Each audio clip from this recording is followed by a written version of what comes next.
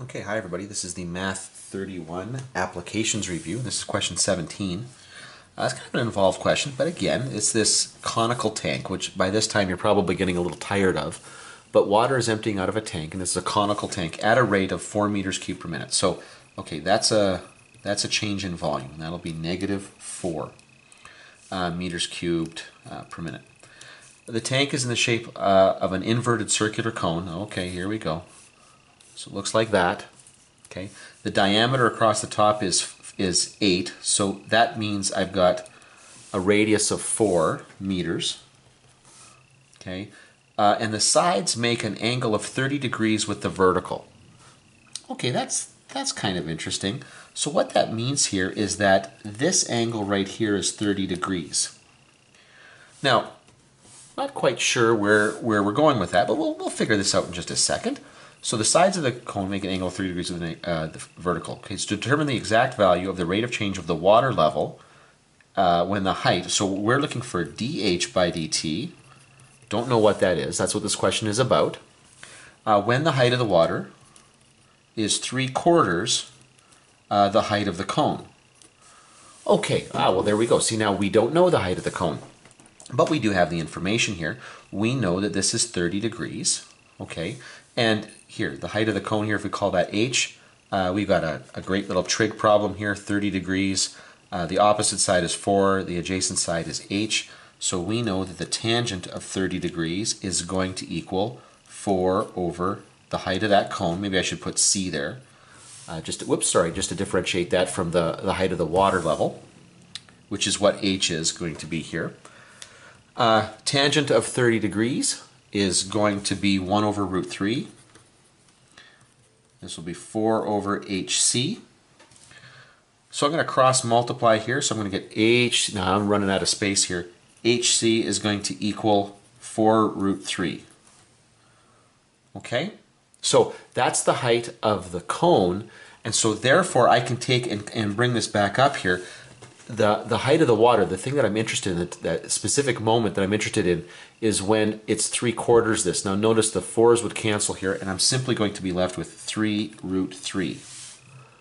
Okay, so that's the height that I'm interested in here. Okay, that's kind of cool. Now, we want volume. So volume is going to be, of a cone, will be 1/3 pi r squared h. Now, I want to get rid of that r. Okay, I want to get rid of that r because I'm interested in getting the dH by dt popping out of this problem. But I've got one other variable here that I don't want. Now, fortunately, I've got something here that can help me. I've got similar triangles. Okay, so I know that the relationship in this cone is going to be the radius is 4 over the height, which we just discovered down here. The height of that cone was 4 root 3. Now I can cancel the 4's right away here, but just give me a second. And this is going to be the radius of the water, okay, that r right there, over the height of the water. And so now I want to solve for r here, and now I'll cancel the 4's, bring the h up, and so h over root 3 is equal to r. And so that's what I want to plug in to this equation. Okay.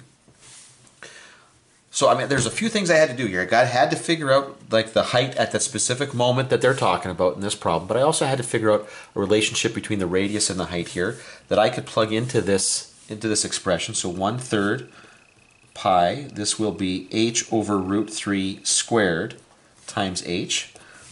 And now that really couldn't be more convenient, because when I square this is going to be h squared times h will be h cubed.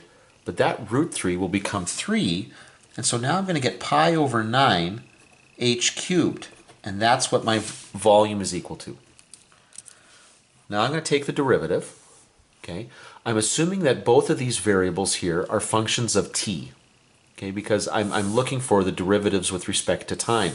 I don't see explicitly how that is true, but I'm assuming that that is true. So this becomes dv by dt will equal, now bring down the 3, so this will become pi over 3 h squared dH by dt. I am looking to find out what dH by dt is, so I will bring up these terms here. This will be 3 over pi h squared dv by dt is equal to dh by dt. And thankfully at this point I know all of these pieces. This is 3 over pi.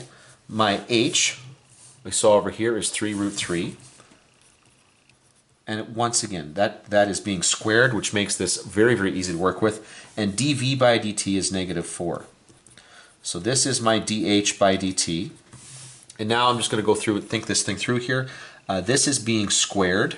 Okay, so think of it like this. This is going to be negative 4 times 3. This is going to be squared here, so it's going to be 9 times root 3 squared is just 3. Now I'm just going to let that 3 and that 3 cancel each other out. Still leaves me with a 9 down there. So this is going to end up being negative 4 over 9 pi meters per minute. And that's how fast the height is dropping at that particular instant.